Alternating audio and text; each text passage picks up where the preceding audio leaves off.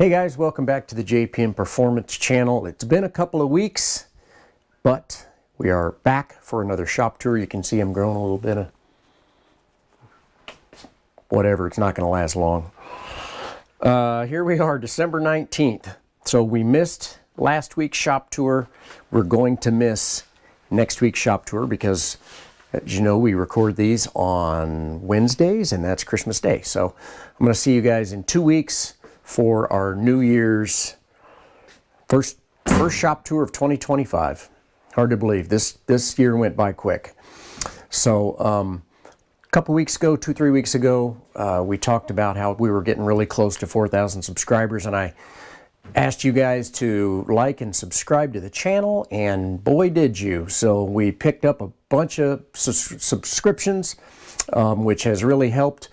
So it helps us, you know, be able to keep this channel going, and being able to, the little bit of money that we make from it keeps us, you know, motivated to continue to make these, and really appreciate it. If you haven't liked and subscribed to the channel, please do. I'm not really big on asking people for stuff like that, but it really helps us, so appreciate it. And if you haven't done it, do it. Okay, shop tour time. So you guys have seen a couple of these bits and pieces over the last few months as I've kind of gathered them. But what we've got, what I'm putting together here, which we talked about a couple weeks ago, this is that turbo project. So this is that CNC'd cylinder head. You can see everything is together now. Valves are in it. Valve train is in, as far as springs, retainers, all of that stuff. It's cleaned, ready to go. CC'd it yesterday. Got a head gasket coming because, as you can see, the bottom end is basically, you know, the bulk of it, the nuts and bolts are together. So, man, I mean, this is how you build the best of the best. So this is a billet steel Crower crankshaft. You can see how it's lightened in the middle. Really, really nice. We've got steel main caps with ARP main studs. So the block has been line honed now that the caps are on there. We've got, of course, forged connecting rods, custom pistons. So a lot of these that you'll see from me over the years have pop-ups because we're trying to get compression. In a boosted application, this is almost a flat top piston. So we're only going to be running about 9-to-1 compression. But when you're slamming a whole bunch of boost on it, you got to keep your compression down, because the boost creates static compression. And if you have too much compression with boost, you will detonate and knock and completely destroy your engine. So this is also the one that is getting the daily dry sump setup. So we've got our pump that bolts onto the pan itself. I'm really excited to show you guys this one once I get it all together. These things are just beautiful, and they work really well. So won't be long, we're going to see what is probably the nicest Miata engine I've ever built, just in terms of sheer cubic dollars. So there you go. Okay guys, so I always talk about how the shop's turning over with projects. So this week is no different. So in the last 2 weeks, completely finished up Steven Simon's F-Production Miata. Man, it turned out so good. I'm just super excited for him for next season. So new engine, all the work underneath, the new MCS shocks, broken in on the dyno. Very nice. Now, in tradition of generally having something that I'm working on for the Simons, either Steven or Perry, we've got Perry's next project. So you're looking at this thing and you're like, what in the world is this? This is actually Perry's old solo car. So I think he ran in D prepared. Is that right, Perry? I think it was D prepared, which you can do a lot of trick things. So you can see that the inner fender panels are out. Okay, before I start showing you this car, what's going on is he's got it completely stripped down. He's got all of his fabrication done. This is not a car that I built. It's simply up here for me to get it powder coated. So if you've watched some of the shop tours over the last few years, you know that I've got a really good place to get a chassis powder coated. So when Steven was coming up, he brought Perry's car, which is going to be a time attack car.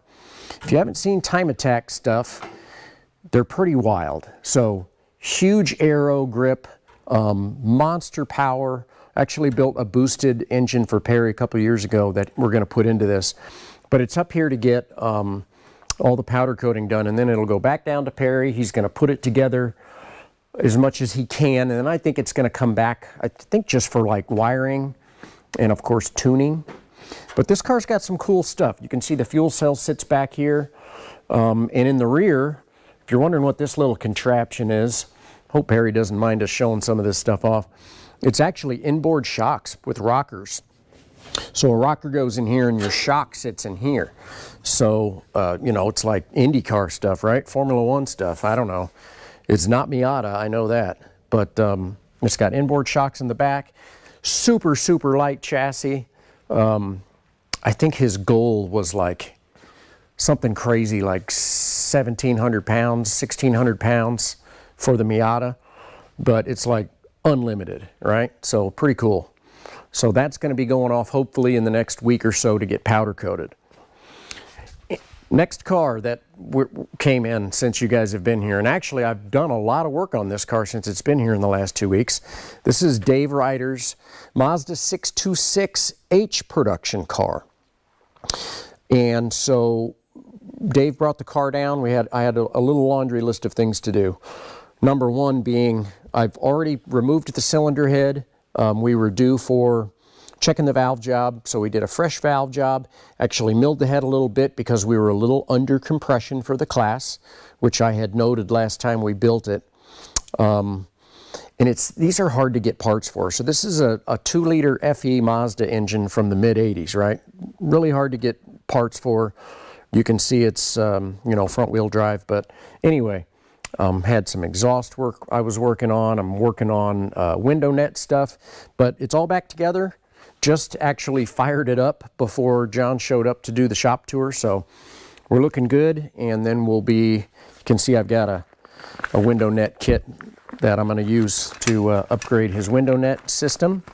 So that'll be done, and odds are this car will be gone in the next 2 weeks. I think Dave was going to make a trip down to Oklahoma to pick some stuff up, and he'll pick the car up here another week and a half or so. So we're looking good so far, looking really good.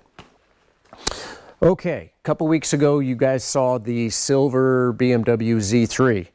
Here it is, in process. So in process, what does that mean? Well, as you can see, the cylinder head is off. So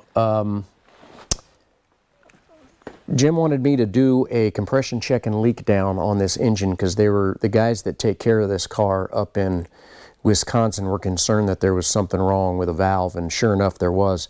Number 5 cylinder had about 90% leak down, which I kind of let under 10% go generally. You're really looking for under 5% ideally on a really fresh engine. The other cylinders were looking pretty good, but actually ended up pulling the cylinder head off, found a bad exhaust valve in number 5. So we're going through it, right? Complete head work, all new valves, new valve springs, new valve job. Get this all back together so that he will be ready to go in the spring. So yeah, this is kind of this little corner. We're looking pretty good. I did have a, you can see that the left side rocker here is damaged, and I haven't gotten the one out of this box that's right here, but need to replace the rocker. You can see I've got all of this stuff off here. But yeah, get the rocker replaced, and then John's gonna work on getting it wrapped here in the next few weeks, maybe. I don't know. Another thing that came up was, for some of you guys know this. This is Miata Bodywork. So these are some front fenders that Perry makes. Perry has the molds, and he makes this bodywork. These are actually for Joe Baruch, who I'm in the middle of building an engine for, and he's going to make a road trip and pick up his engine when I'm done with it and pick up some bodywork. So it's kind of like a round robin deal, right? So Steven was coming up. He brought Perry's chassis and this bodywork. Joe will come. This is how it works, right? Keep things rolling. Keep things rolling. Okay, Mazda 2. Okay, Camaro update. nothing to show. Still waiting on an engine. Rear end's done, all put together. Everything else is cool. No worries. Waiting on an engine. So there she sits. Mazda 2 time. Okay. What have I gotten done? Well, for starters, we were talking about how I wanted to be able to remove this panel and leave the bulkhead connector in. I initially thought that this was one that you could clip in on both sides. As it turns out, it's not entirely true. So I ended up making an extension lead here. You can see I used these Deutsch connectors, and this way I can pull this off, unplug in from the chassis, and then also unplug from the cell right here to the inside. So the other thing I've been working on is obviously Aeroquip lines. So a couple weeks ago we had a suggestion for a video on how I make Aeroquip lines. Hang tight, we're going to get that recorded in the next week here and get that up on the channel, and we'll talk about the way I like to do it, right? And I'm sure there are going to be opinions on that, but guess what? I've been making Aeroquip lines for a long time. Never had problem with any of the lines I've made. I'm going to show you guys how I do that, and that should be up on the channel in the next couple weeks as well. So, chipping away at making lines. Now, okay, into the shop tour. The H production community has done a really good job of promoting their class. So there's a lot of classes that do this. They have advocates for, you've seen it in GT Light, you've seen it in B-Spec.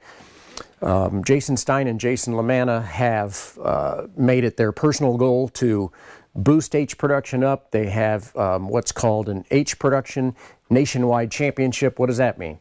It means everybody all over the country counts the races that they run. And I think it includes regionals too. I know it does. It includes regionals, it includes majors, super tours, even the runoffs is included. So I was actually lucky enough to finish 3rd place this year. Yeah, 3rd place, right? Here's what's cool about this. A little shout out to Brian Lynn, who at Lynn Speed. So Brian makes these really cool plaques, and he made them for the H Production Championship. I'm going to assume that because mine is a 3rd place one, that it's probably a little bit smaller than the two guys that beat me out. I know Chuck Mathis was 2nd. Rick Benazik was 1st. So, yeah, check this out. Pretty cool.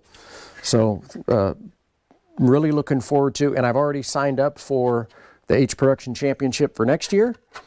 Man, they do all sorts of cool things. So I got some money for finishing this. So it costs you $60 to sign up for the H Production Championship. Anybody in the country can do it. So I got some money for finishing 3rd. Got this cool trophy. They do their invitational in August, which I probably won't make again this year because I don't race in August, as everybody knows. But they have a really cool race, and these guys are doing a great job of promoting this class, and I'm super pumped about being a part of the class and winning that as well. So, besides that, you can see I just have more fittings I'm working on here. Still waiting on some parts for this 2nd transmission that I'm working on. But yeah, we're looking pretty good. Oh, if you back up here a little bit, I'm going to really glide into this project. But I put up a really nice protective banner here. It's not a banner, it's a sheet. But it's, I don't know if you guys have ever seen these before, but it's a fireproof blanket that you can buy. So this way I can cut and grind and weld and not worry about anything getting inside the car. So I'm warming up to it. I'm really not looking forward to doing this, but whatever. It's got to get done, right? So that's our update for the week. That's our shop tour. I forgot one thing when I was over here at Dave's car. We'll do a little last minute tool show off. I don't know if I've talked about this in the past, but this is what they call a little fill funnel deal. So these kits have these adapters that you can screw onto almost any radiator, and you can fill here, and you've got a really nice high reservoir so that you can run the engine all the way up to temperature, make sure all of your air is out of your system, and then when you're done, you squeeze your top hose, you stick that plunger in there, and I'm not going to spill any fluid, maybe a drop or two. That's about it. So a really cool tool. Quick fill funnel, something like that. I've had this thing for like 20 years. So just wanted to show you guys that. I know it's a bit of a scatterbrained shop tour this week. I'm out of practice. It's been 2 weeks. You guys have a great Christmas. Have a great New Year's. Be safe. Enjoy it with friends and family. And I'll see you in January. Take care. Thanks for watching.